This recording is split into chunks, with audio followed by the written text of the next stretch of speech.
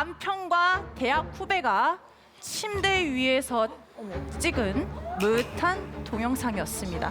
아내가 그 동영상을 실제로 보고 얼마나 충격이 컸겠습니까? 아내는 정말 식은땀이 나고 막 구역질이 나오는 가운데 정말 침착하게 그 영상을 자기 핸드폰으로 복사해서 보내기를 하고 아무 일이 없던 것처럼 이제 노트북을 덮었어요. 도저히 내가 이렇게는 안 되겠다 싶어서 그 대학 후배 프로필 아까 나한테 보내게 했잖아요. 그 프로필로 메시지를 보내기로 했습니다. 야, 네가 이런 영상 찍고 너 멀쩡하게 살 줄 알았냐? 나 이거 네 남편이랑 회사에 다 알릴 거야. 너 어디 얼굴 들고 살 수 있는지 한번 보자. 이렇게 메시지 하나를 딱 보냈어요. 아, 이거 이혼 소송을 해야 돼 말아야 돼 하고 있는데 어느 날 전화가 한 통 걸려옵니다.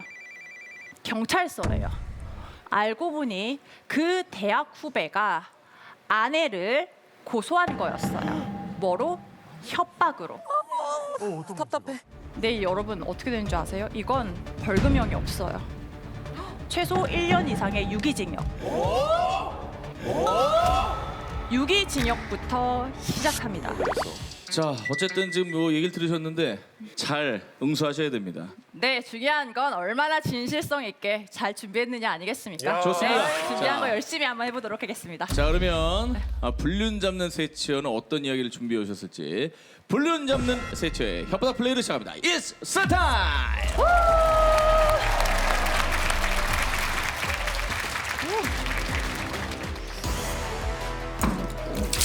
너랑 같이 먹는 거야!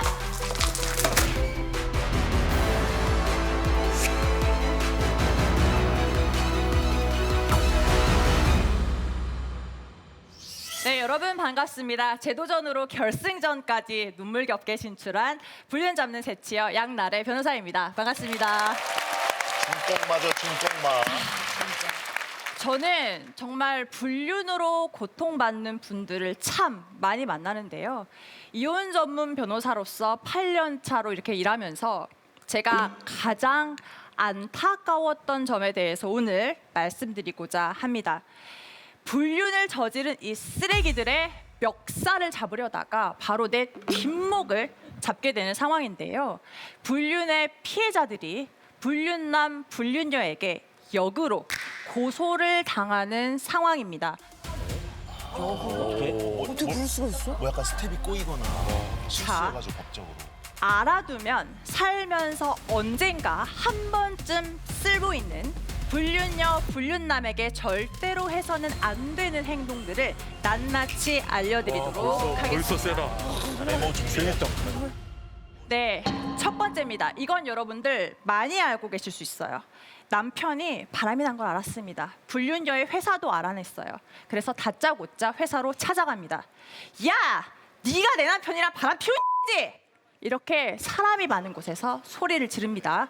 자, 그런데요, 여러분. 단둘이 있는 공간 혹은 문자, 깨톡, 전화로 욕을 하거나 너 바람 폈잖아 이렇게 얘기하는 건 죄가 안 됩니다. 그런데 이렇게 사람이 많은 곳에서 공공연하게 야 너 바람 폈잖아 망신 주면 안 이렇게 되는 얘기를 거구나. 하면 명예훼손죄가 성립해서 500만 원 이하의 벌금의 대상이 됩니다. 아, 거기 좀 야속하다. 사실 망신을 제일 주고 싶을 텐데. 그리고 두 번째입니다. 이것도 여러분 이런 상황 많이들 보셨을 텐데요. 내 남편이 바람이 나면 나보다 내 친한 친구들이 더 화날 때가 있어요. 해서 내 친구 둘 같이 그 불륜녀를 만나러 갔습니다. 그래서 4명이서 카페에서 만났어요. 그런데 불륜녀가 너무 어이없게 더 얘기하실 거 있으세요? 더 얘기할 필요 없는 것 같은데 저 갈게요. 왜 당당해? 하고 일어나는 거예요. 그러니까 친구들이 화나잖아요. 그래서 한 친구가 팔을 딱 잡습니다. 야, 씨, 어딜 가? 그랬더니 다른 친구도 또 옆에서 잡아요. 하면서 셋이서 옥신각신하고 있는 거예요. 아, 내 친구가 나를 위해서 이렇게까지 해주는데 내가 호구처럼 가만히 있으면 안 되겠다. 드라마에서 본 것처럼 그래, 물이나 한번 시원하게 뿌려야겠다. 얼굴에 물을 쫙 뿌렸어요. 자, 여러분 이건 어떤 문제가 생길까요? 일단 얼굴에 물을 촥 뿌린 거 폭행죄가 성립합니다. 500만 원 이하의 벌금이 나옵니다. 내가 때린 게 아니고 물로 뿌렸어도요. 물총을 쏴도? 물총? 흥미로운데? 여러분 사실 더 큰 문제는 친구들에게 있습니다. 친구가 둘이서 힘을 합해서 이 불륜녀를 잡고 옥신각신했어요. 이거는 일반 폭행도 아니고 공동 폭행에 해당됩니다. 이건요 일반 형법에서 규정하는 폭행보다 가중 처벌됩니다.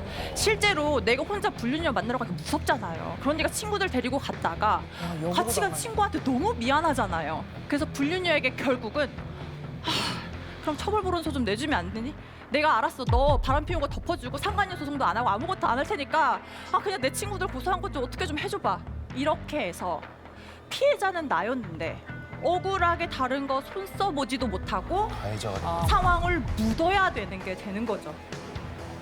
짜증난다. 그리고 이건 진짜 많은 분들이 너무도 잘못 알고 계셔서 제가 오늘 꼭 말씀드려야겠다고 생각을 했거든요. 뭐야.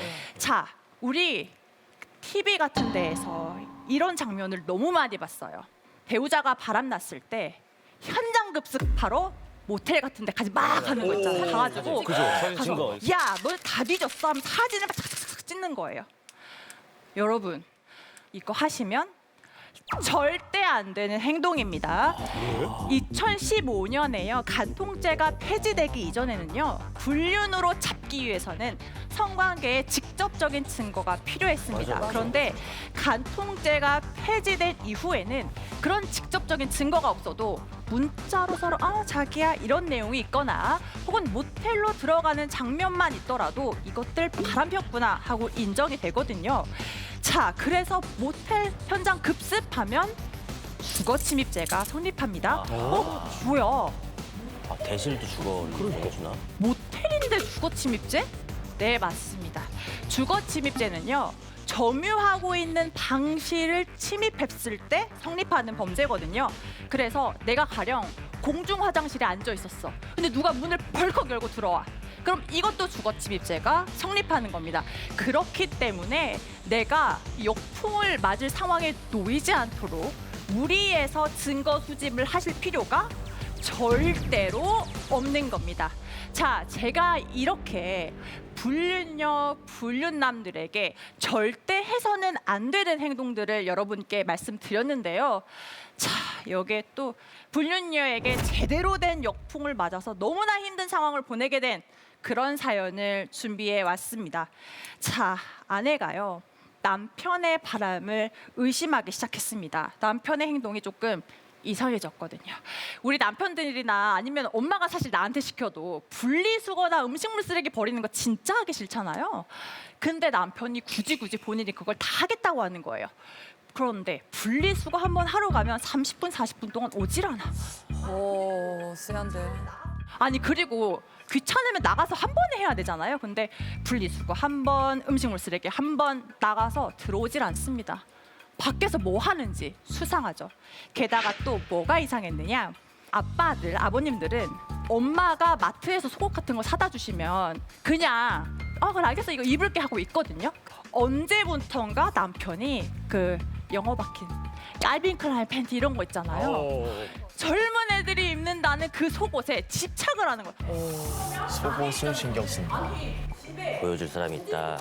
평소에 용돈 부족하다고 난리치던 남편이 자기가 자기 돈으로 팬티를 사서 입는 그런 수상한 모습을 보이는 거예요. 수상하다, 수상해. 그렇죠. 너무 수상하다. 자, 그래서 이렇게 수상한 것들이 반복되던 때 남편이 아니나 다를까 또 분리수거하러 나간다고 밖에 전화기 들고 나가서 안 들어오는 거예요.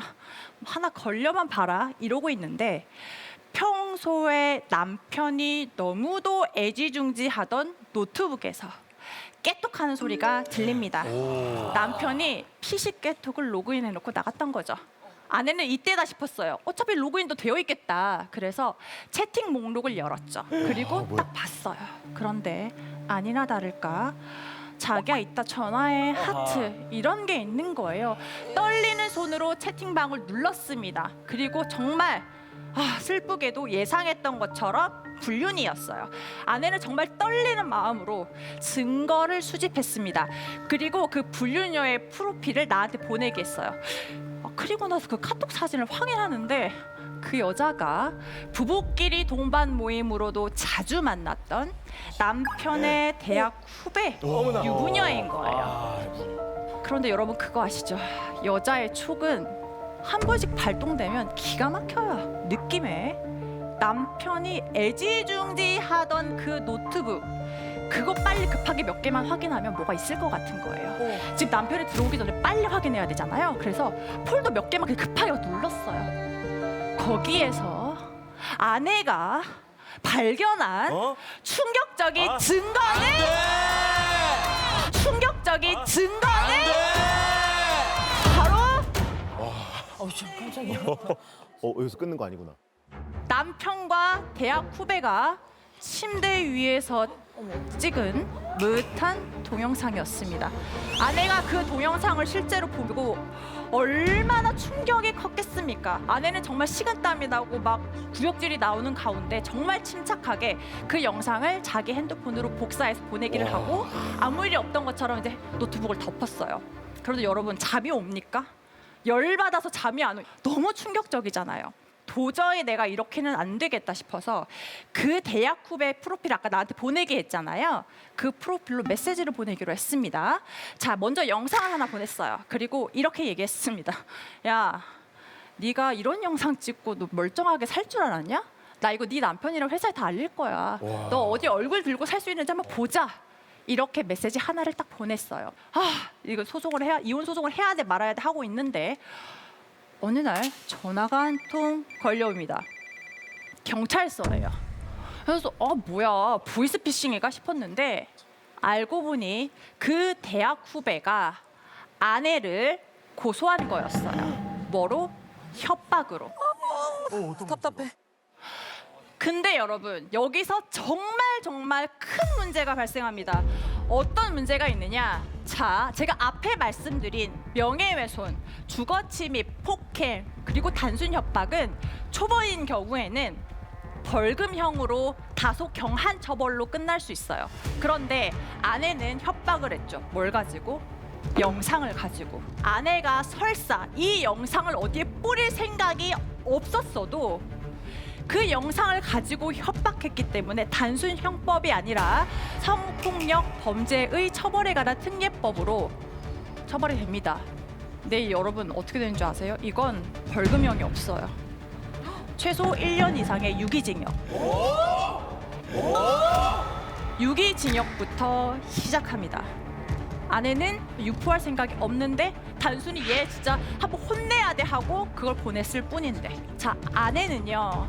초범이었기 때문에 그래도 다행히 집행유예는 나왔지만 여러분 집행유예가 그럼 벌금보다 낮은 걸까요? 전혀 아니죠. 집행유예는요 전과예요. 우리가 흔히들 말하는 빨간 줄 생겼다고 하는 전과자. 여러분 저 버튼 언제 누르나 싶죠? 자, 아내는 충격적으로 내가 생각지도 못한 역풍을 맞아서 전과자가 됐습니다. 그런데 아내가 내가 전과자가 된 건 아무것도 아니구나라고 생각할 만한 충격적인 상황에 놓이게 됩니다. 아내가 경찰 조사, 검찰 조사를 거쳐 재판을 받는 와중에 아내는 정말 집행유예를 받은 것보다 더 충격적이고 끔찍하고 어떻게 설명할 수 없는 처참한 상황에 직면하게 됩니다. 충격이 있을 수가 있어? 과연 아내는 어떤 상황에 처했을까? 어떤 상황에 처했을까?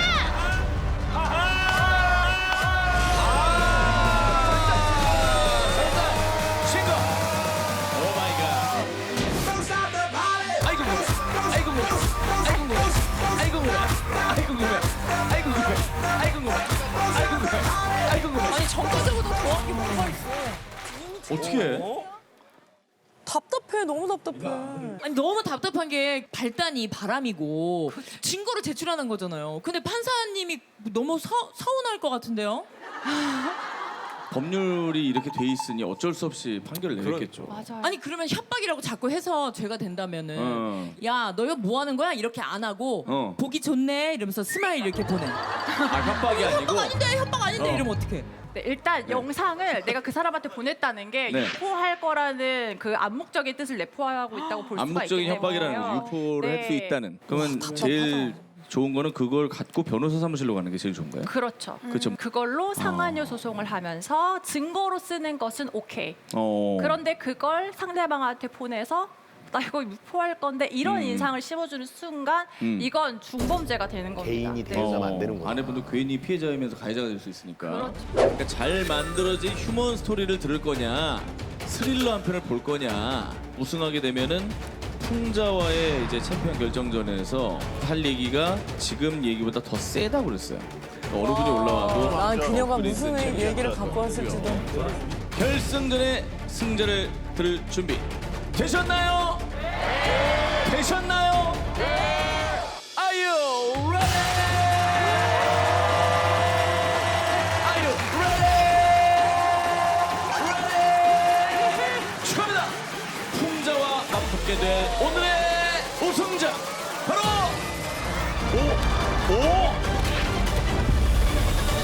블루전 세치야. 블루전 세치야.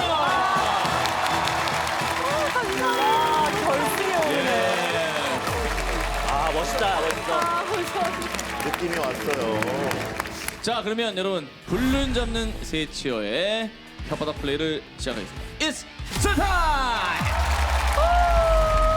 남편과 대학 후배가 침대 위에서 찍은 무탄 동영상이었습니다. 그 대학 후배가 아내를 협박으로 고소한 거였어요. 집행유예를 받은 것보다 더 충격적이고 처참한 상황에 직면하게 됩니다.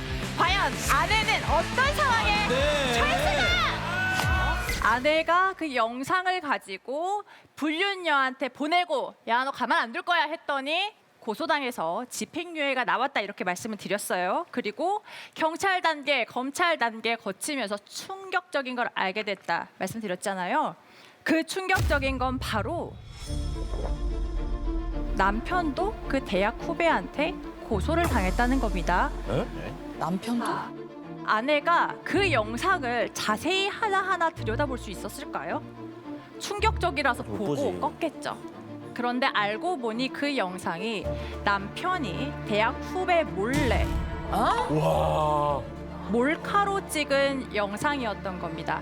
그래서 그 대학 후배는요, 어찌 보면 아내가 증거를 전달해 준 거잖아요. 그걸 토대로 남편을 고소했습니다. 그런데 여러분, 이런 성관계 동영상 같이 음란물로 인해서 수사가 이루어지는 경우에요. 수사기관이 제일 먼저 하는 게 있습니다. 뭐냐면 바로 압수수색을 하는 거예요. 수사가 시작됨과 동시에 경찰은 남편의 핸드폰, 외장하드 그리고 그렇게도 아끼던 노트북을 압수수색해 갔습니다. 그 영상에서는요. 대학 후배의 몰카 영상뿐 아니라 다른 여성들과도 찍은 몰카 영상, 심지어는요. 아내와 신혼 초에 찍었던 영상까지도 있었습니다. 아내는 내가 집행유예를 받은 것도 너무도 충격적이었지만 그동안 믿고 함께 살아왔던 남편이 성범죄자였다는 사실에 정신과 치료를 병행할 정도로 힘든 시간을 보내고 있습니다. 여러분, 전반부에 불륜녀 불륜남들에게 역풍을 맞을 수 있는 해서는 안 되는 행동들에 대해서 말씀드렸는데요. 그런데 솔직히 그 상황에 놓이면 누가 이성적으로 행동할 수가 있겠습니까?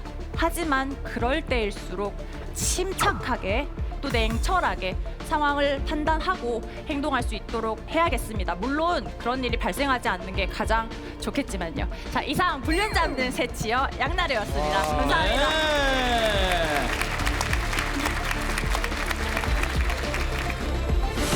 You win.